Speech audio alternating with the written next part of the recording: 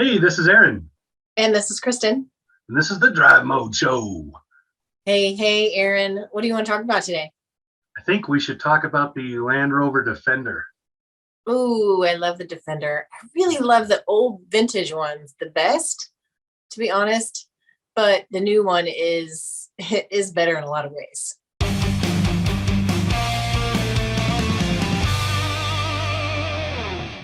Oh, when it first came out, we did walkarounds at the Chicago show, I believe. Um, and so I'll try to link that video down below. We talked with the, I mean, basically the chief in charge of it about what was going on, what was the thought process and the design and so forth. That was a really nice introduction to it.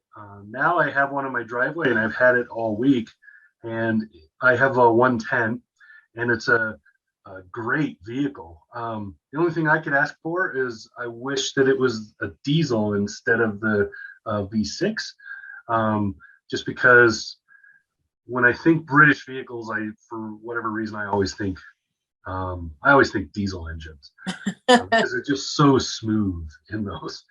Um, but it's a wonderful vehicle. The kids and I have been, drifting corners in the snow and all kinds of good stuff. That sounds fun. I kind of want to join you. So you've driven it as well, right? I have, yeah. And I participated in Land Rover's Trek Tour last fall. It was on the grounds of the Biltmore Estate in North Carolina. And we got to really put that thing through its paces. We had to winch it up a hill. We had to, what else do we have to do? Some really tight cornering, some serious articulation, some towing. It can do a lot of things. Yes. So I haven't taken it off road yet because we got a whole bunch of snow this week.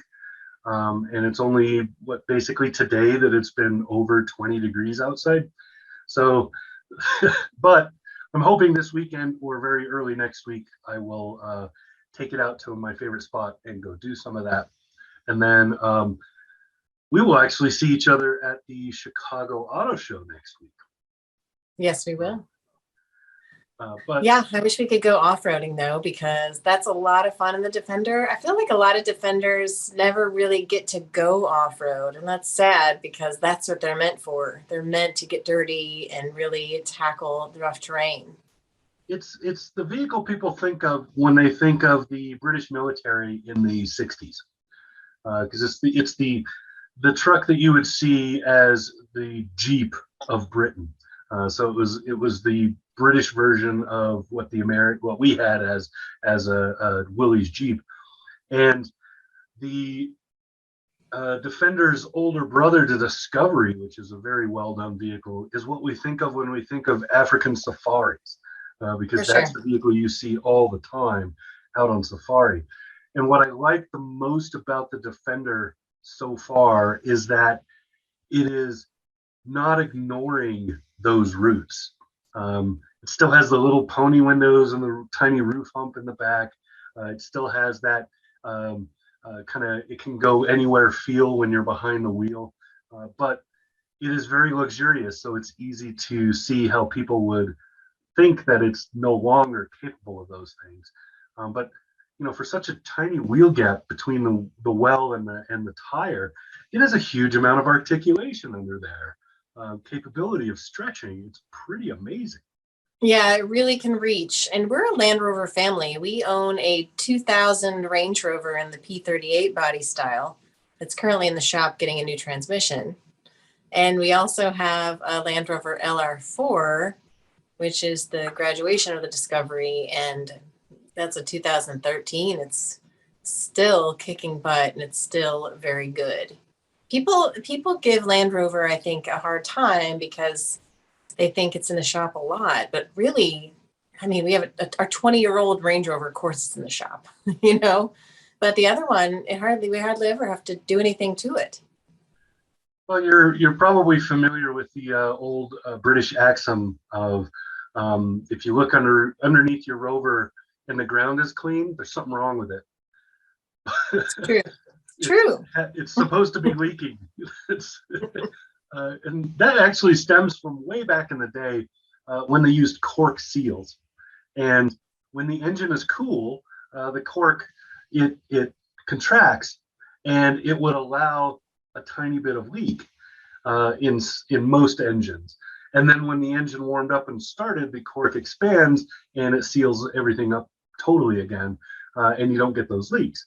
And then cork itself is relatively porous, so you would have things get through it, especially when it was contracted. And that was just a thing. That was a given on most British vehicles, especially the off-road vehicles and trucks and vehicles with diesel engines in them. You know, you're an encyclopedia, right? It's just how it is. So there are two models of the Defender. There's the 90 and the 110. Right. Do you know what the difference between them is? The 90 is the 2-door and the 110 is the 4-door.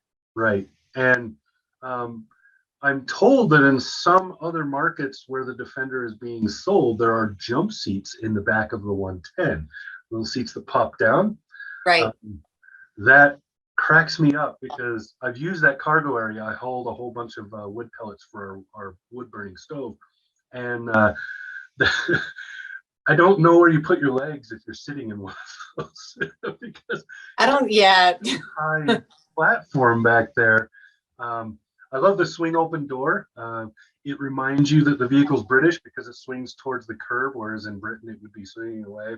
Right. You know, those little things like that. The spare tire mounted on the back, you almost never see that on any vehicle anymore. Right. Just, you know, aerodynamics, it's terrible. And it reminds you that you're supposed to say things like it's made out of aluminium and it has color and whatever. Sure. And I'd like to bring a spot of tea Yes. when I'm taking it off road. It's just incredibly capable. It's so refined and so tough at the same time. And I think that's a rare combination.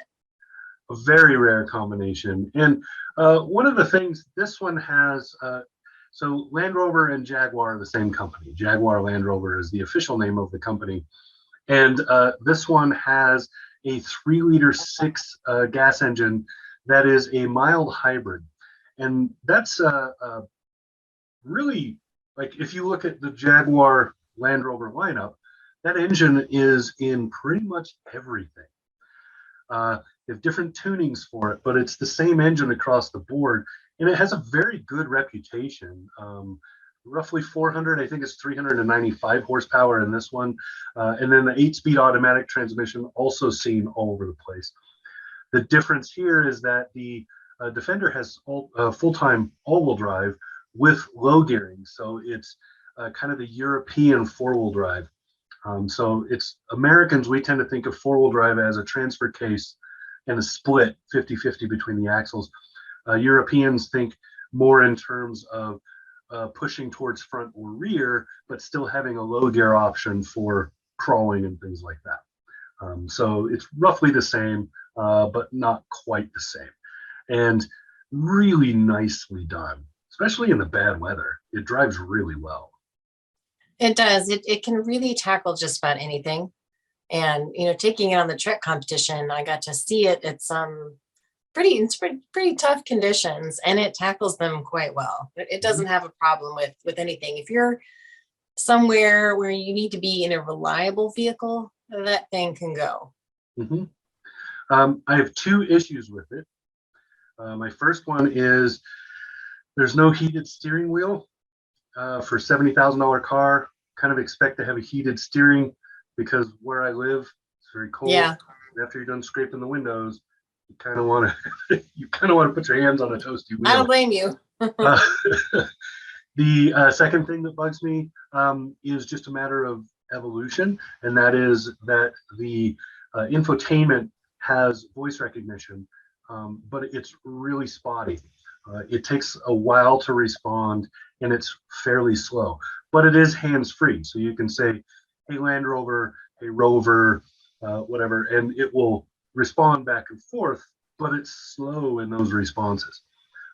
It's not nearly as good as the Mercedes system, and I would even put it slightly below the BMW system, which has a similar issue. It's usually slow to respond. BMW is slow because it uses the cloud for a lot of its voice recognition, and that slows things down. I very much suspect the Jaguar Land Rover system is the same way. Well, the new Toyota Only system two beefs. is very capable. Other than that, I like the stereo. I like the feel.